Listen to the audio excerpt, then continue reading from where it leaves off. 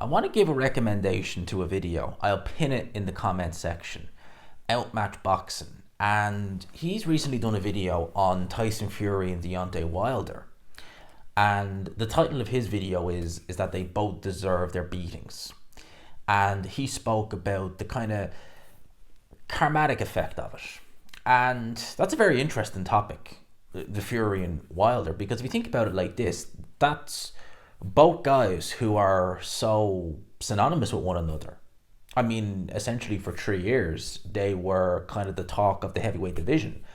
And for those 3 years, from 2018 till October 2021, as near as makes no difference, 3 years, it was really the Fury Wilder game, if you think about it, because at that point, they really froze Anthony Joshua out. You know, Anthony Joshua actually in 2019, obviously he lost to Andy Ruiz. He had to go and win that title back. Then kind of it was, mandatory is what was going to happen. All the while, his career was kind of, I don't want to say it was put on hold necessarily, it wasn't. But you had the carrot dangled, Fury, Joshua, undisputed. Is it going to happen? Is it not? And obviously, you look back at 2021.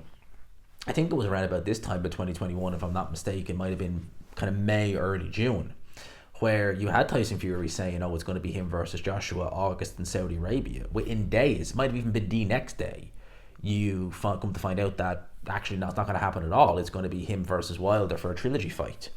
And it's weird in a way that, within a fortnight, both guys have tasted defeat. Wilder's probably a little bit more devastating because I would say that really is, the final nail in the coffin for his career. At least Tyson Fury, he has the rematch with Alexander Usyk. But it's a strange one, isn't it, when you think about it? Because from 2018, which is when, I believe that was originally when they were trying to talk about potentially doing Wilder versus Joshua. Joshua had just unified with Joseph Parker. It was really Joshua, he had the WBO, WBA and IBF. Wilder had the WBC. He chose not to fight Anthony Joshua. He chose to go and fight Tyson Fury, who was just on the comeback trail, having been out of the ring with his issues. Hadn't looked particularly good in his comeback fights.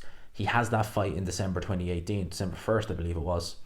And then they didn't fight in 2019, but it was just Wilder, Brazil, Ortiz, them selling Luis Ortiz as this, amazing win. And that win over Luis Ortiz, I've spoke about certain wins aging very well. Adonis Stevenson's win over Tony Bellew aged very well. Tony Bellew's win over Lunga Makabu aged quite well. Alexander Usyk's win over Daniel Dubois is aging very, very well. And that win over Luis Ortiz, well, what has he done before and what has he done since? Nothing. But we were led to believe that Luis Ortiz, who is Wilder's best win, is, a boogeyman, feared, and well, since that loss, he's fought either a journeyman or he's fought Andy Ruiz once and he lost that fight. Whereas Tyson Fury, we were led to believe that Wilder, where they were kind of, it was just them in the heavyweight division. It was Fury Wilder because Joshua was kind of, you're not part of this, you're not invited, see you later. It was just those two guys really making all the demands and pretty much that was what it was focused on. And then Fury comes through with the trilogy fight with Deontay Wilder, and obviously he won it Wilder never won a fight. It was 2-0 and a draw in terms of the record. And we're then led to believe that this is some kind of, historical victory. Beating Deontay Wilder twice, it has a historical significance. It's the most feared puncher in history. And in a way, they tried to make it out as though the heavyweight division revolved around Fury versus Wilder. They were the only two guys who could beat one another. And it really did catch on with a lot of people. It really was a case of, Joshua is kind of almost an afterthought, certainly with, a small contingent of boxing fans. The majority knew Joshua was still there. He was alive and well. We also knew there was contenders chopping at the bit like Alexander Usyk, who just moved up. But no, it was Fury, Wilder, Fury, Wilder, Fury, Wilder. Only one guy can beat the other. And these are the two guys. And I think that perception has been well and truly shattered. With Deontay Wilder, this is his fourth loss. Arguably, I wouldn't say necessarily the most devastating. I mean, he took a beating in the Fury rematch, and it was a bad knockout. And he took a beating in the Fury trilogy fight too. But this was a fight where it seemed like he was a shell of himself, and ultimately he was taken out by a massive puncher in Zhilei Zhang, and obviously lost to Joseph Parker prior to that, back-to-back defeats. With Tyson Fury, you know, he went from that Deontay Wilder trilogy to eventually fight his mandatory, but that was Dylan White, have a nothing fight against Eric Chisora, avoid undisputed, to then go and fight Francis Ngannou. And if he had beaten Alexander Usyk, God only knows what avenue he'd go down. You know, would he even keep the belts? Would he look to do an Ngannou rematch? Would he look to do another gimmicky kind of fight? So in many ways, boxing in the last fortnight, it got the best results it could have had for both guys.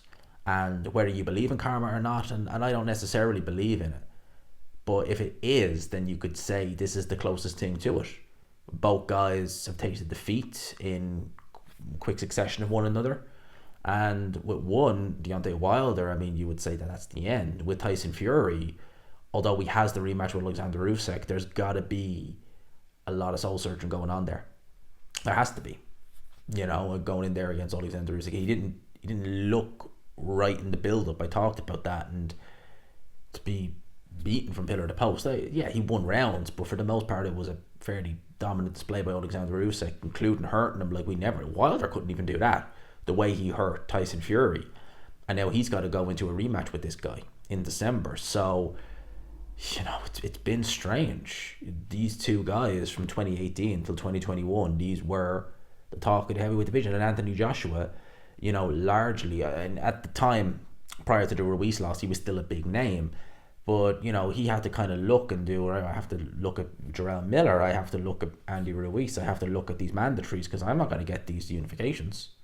You know, Deontay Wilder and his team could have had the fight with Anthony Joshua for undisputed for a career high payday with the zone, and they didn't go down that road.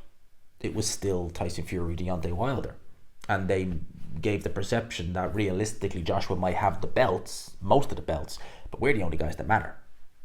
And that's the way it was, or the way it seemed, for the best part of 3 years. And I think with Outmatch's assessment, and I would recommend you go and watch his video. It's a fantastic video, and it gave me a lot of thoughts to think about. And, you know, I talked about him, and I said, look, do you mind if I elaborate a little bit on it? And he was like, no, go for it.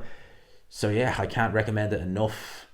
He's right in a lot of things. And yeah, with Fury Wilder, it does kind of seem like they've got their just desserts in the end.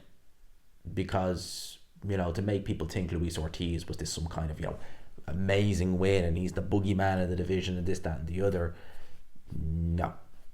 And likewise, to the win over Wilder, whether Fury fans will want to say it or not, it's not aged the best, you know. Whereas again, Daniel Dubois, Hrgovic, Jarrell Miller, and now is likely going to be facing Anthony Joshua in Wembley Stadium. And if he beats Anthony Joshua, and it's a big if, blimey, you know, that win for Alexander Usyk, and again, an aging Alexander Usyk, you know, not an Alexander Usyk who's, you know, in his heavyweight peak. No. To go in there and really, you know, put Dubois in his place in that fight, make him quit, for him to go on then and achieve what he's achieved, and may very yet go on to achieve more. It puts it all into context, doesn't it? Let me know your thoughts in the comment section below. I'll leave it there. I hope you enjoyed the video, people. Smash the like button if you could. Hit subscribe, of course, as always, if you haven't already. And for now, lads and lassies, I'll leave it there. Peace.